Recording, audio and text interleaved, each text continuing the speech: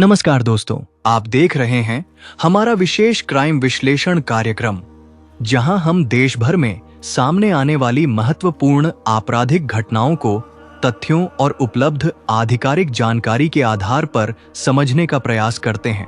आज हम बात कर रहे हैं उत्तर प्रदेश के गाजियाबाद से सामने आए एक ऐसे हत्याकांड की जिसने स्थानीय लोगों को झकझोर कर रख दिया।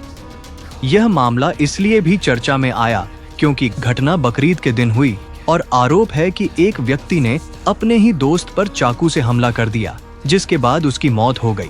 इस घटना ने कई सवाल खड़े कर दिए हैं। आखिर ऐसी कौन सी परिस्थिति बनी कि दोस्ती का रिश्ता हिंसा में बदल गया? क्या यह अचानक हुआ विवाद था या इसके पीछे कोई पुरानी रंजिश थी? क्या घटना को रोका जा सकता था? और सबसे महत्वपूर्ण सवाल, क्या समाज में बढ़ती हिंसक प्रवृत्ति को रोकने के लिए और अधिक प्रभावी कदम उठाने की आवश्यकता है? मिली जानकारी के अनुसार यह घटना 28 मई को दोपहर लगभग 3:30 बजे गाजियाबाद के खोड़ा थाना क्षेत्र में स्थित शर्मा डेयरी वाली गली में हुई। दोपहर का समय था। आम दिनों की तरह लोग अपने अपने काम में व्यस्त थे। इलाके में सामान्य गतिविधियां चल रही थीं। किसी ने कल्पना भी नहीं की होगी कि कुछ ही देर में एक ऐसी घटना सामने आएगी जो पूरे क्षेत्र में चर्चा का विषय बन जाएगी। प्रारंभिक जानकारी के अनुसार पीड़ित व्यक्ति पर चाकू से हमला किया गया। घटना के बाद आसपास मौजूद लोगों में अफरा तफरी मच गई। घायल को तत्काल अस्पताल पहुंचाने का प्रयास किया गया। उसे फोर्टिस अस्पताल ले जाया गया, जहां डॉक्टरों ने जांच के बाद मृत घोषित कर दिया।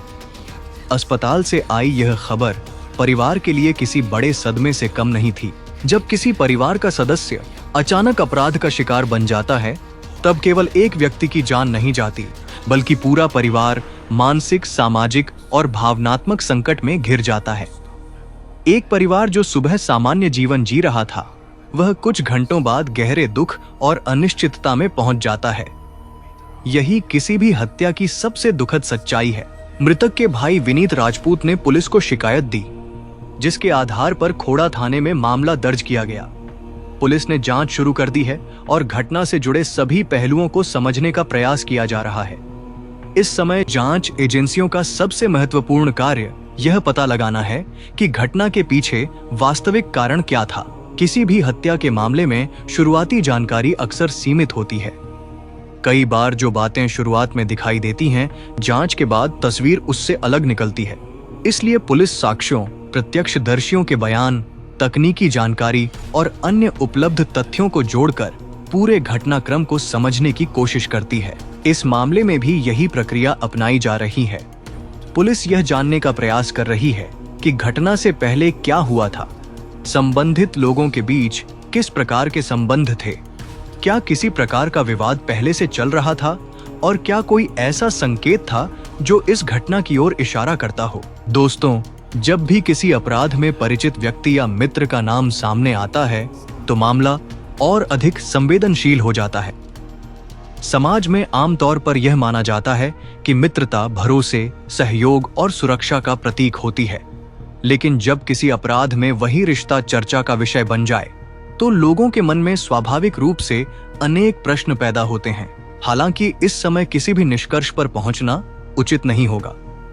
जांच पूरी होने से पहले किसी व्यक्ति के उद्देश्य, मानसिक स्थिति या घटना के कारणों के बारे में अनुमान लगाना उचित नहीं है। कानून का मूल सिद्धांत है कि तथ्यों और साक्ष्यों के आधार पर ही निष्कर्ष निकाला जाए। यह घटना एक व्यापक सामाजिक प्रश्न भी उठाती है। पिछले कुछ वर्षों में देश के विभिन्न हिस्सों से ऐसी घटनाएं सामने आई हैं, जहां मामूली विवाद अचानक हिंसक रूप ले लेते हैं। कभी पार्किंग को लेकर विवाद, कभी पैसों का लेन देन, कभी व्यक्तिगत मतभेद और कभी आपसी कहासुनी। कई बार ऐसे विवाद कुछ मिनटों में ऐसी दिशा ले लेते हैं जिसका परिणाम बेहद दुखद होता है। विशेषज्ञों का मानना है कि बढ़ता तनाव, गुस्से पर नियंत्रण की कमी, संवाद का अभाव और विवादों को शांतिपूर्ण तरीके से हल न कर पाना कई बार ऐसी घटनाओं में महत्वपूर्ण भूमिका निभाते हैं। हालांकि प्रत्येक मामले की परिस्थितियां अलग होती हैं, फिर भी समाज के स्तर पर इन मुद्दों पर गंभीर चर्चा की आवश्यकता है।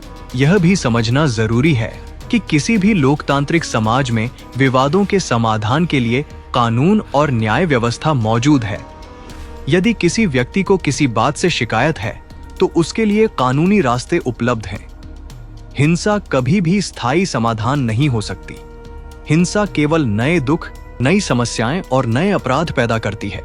गाजियाबाद की यह घटना हमें याद दिलाती है कि समाज में कानून का सम्मान और संवाद की संस्कृति कितनी महत्वपूर्ण है। जब लोग अपने गुस्से को नियंत्रित नहीं कर पाते, तब उसके परिणाम अक्सर दुखद होते हैं। एक पल का आवेश कई परिवारों की जिंदगी बदल सकता है। पुलिस की भूमिका ऐसे मामलों में बेहद महत्वपूर्ण होती है। घटना के बाद त्वरित कार्रवाई, साक्ष्यों का संरक्षण, गवाहों से पूछताछ, तकनीकी विश्लेषण और निष्पक्ष जांच न्याय प्रक्रिया की बुनियाद होते हैं। यही कारण है कि किसी भी गंभीर अपराध में पुलिस जांच को पूरा समय और सहयोग मिलना आवश्यक है। इस मामले में भी स्थानीय पुलिस जांच कर रही है और उम्मीद की जा रही है कि जांच के बाद घटना से जुड़े सभी तथ्य स्पष्ट हो सकेंगे। यदि कोई दोषी पाया जाता है तो उसके खिलाफ कानून के अनुसार कार्रवाई की जानी चाहिए। न्याय केवल पीड़ित परिवार के लिए ही नहीं, बल्कि पूरे समाज के लिए आवश्यक होता है, क्योंकि इससे कानून के प्रति विश्वास मजबूत होता है। दोस्तों, अपराध रोकथाम केवल पुलिस की जिम्मेदारी नहीं है। इसमें समाज, परिवार, शैक्षणिक संस्थान और स्थानीय समुदाय सभी की भूमिका होती है। परिवारों को बच्चों और युवाओं में संवाद, धैर्य और जिम्मेदारी की भावना विकसित करने की आवश्यकता है। स्कूलों और कॉलेजों में विवाद समाधान, भावनात्मक संतुलन और सामाजिक जिम्मेदारी जैसे विषयों पर भी अधिक ध्यान दिया जाना चाहिए। स्थानीय समुदाय भी महत्वपूर्ण भूमिका निभा सकते हैं। यदि किसी क्षेत्र में तनाव, विवाद या आपसी संघर्ष की स्थिति दिखाई देती है, तो समय रहते संवाद और मध्यस्थता के माध्यम से समस्याओं को कम किया जा सकता है। कई बार छोटी पहल बड़े संकट को टाल सकती है। सोशल मीडिया के दौर में एक और चुनौती सामने आती है। किसी भी घटना के बाद अफवाहें तेजी से फैलने लगती हैं। लोग बिना सत्यापन के जानकारी साझा करने लगते हैं। इससे जांच प्रभावित हो सकती है और समाज में भ्रम की स्थिति पैदा हो सकती है। इसलिए आवश्यक है कि लोग केवल आधिकारिक और विश्वसनीय स्रोतों से प्राप्त जानकारी पर भरोसा करें। गाजियाबाद के इस मामले में भी लोगों को धैर्य रखना चाहिए और जांच पूरी होने का इंतजार करना चाहिए। जब तक पुलिस या अन्य अधिकृत एजेंसियां किसी तथ्य की पुष्टि न करें, तब तक किसी भी दावे को अंतिम सत्य नहीं माना जाना चाहिए। हम इस अवसर पर उत्तर प्रदेश पुलिस और संबंधित जांच एजेंसियों से अनुरोध करते हैं कि मामले की निष्पक्ष, पारदर्शी और समयबद्ध जांच सुनिश्चित की जाए। यदि किसी व्यक्ति की आपराधिक जिम्मेदारी स्थापित होती है, तो उसके खिलाफ कानून के अनुसार कठोर कार्रवाई की जाए। साथ ही यह भी सुनिश्चित किया जाए कि पीड़ित परिवार को न्याय की प्रक्रिया में हर संभव सहायता मिले। इसके अलावा प्रशासन को ऐसे क्षेत्रों में सामुदायिक जागरूकता कार्यक्रमों को बढ़ावा देना चाहिए जहां आपसी विवादों और हिंसक घटनाओं की संभावना अधिक रहती है। विवादों के शांतिपूर्ण समाधान, कानूनी जागरूकता और सामाजिक सद्भाव पर आधारित कार्यक्रम लंबे समय में सकारात्मक परिणाम दे सकते हैं। अंत में यह घटना हमें एक महत्वपूर्ण संदेश देती है। जीवन अत्यंत मूल्यवान है।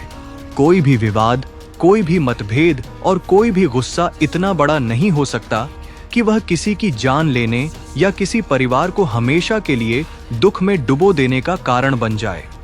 समाज को ऐसे वातावरण की आवश्यकता है जहां लोग कानून पर भरोसा करें, संवाद को प्राथमिकता दें और हिंसा से दूर रहें।